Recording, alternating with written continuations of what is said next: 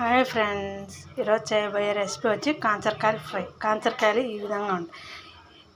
వీటిని ఇటు సైడు ఒలుచుకొని పెట్టుకోవాలి. ఈ విధంగా వాటర్ మరిగిన తర్వాత ఈ కాంచరకాయలను వేసి ఉడకనివ్వాలి. ఒక 5 నిమిషాలు ఉంటే సరిపోతుంది. కాంచరకాయలను ఈ విధంగా గిన్నెలోకి వడగట్టుకొని పెట్టుకోవాలి. 2 టేబుల్ స్పూన్ల ఆయిల్ వేసుకొని అది వేడయ్యాక ఉల్లిపాయలు, కరివేపాకు ఫ్రై చేయాలి.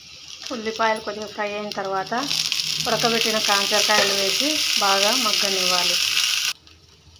ఈ విధంగా బాగా ఫ్రై చేసుకున్న తర్వాత పప్పుల పొడి చల్లుకుంటే ఎంతో రుచికరమైన కాంచరకాయల ఫ్రై రెడీ. ఈ విధంగా బాగా కలుపుకుంటే ఎంతో రుచికరమైన కాంచరకాయల ఫ్రై రెడీ.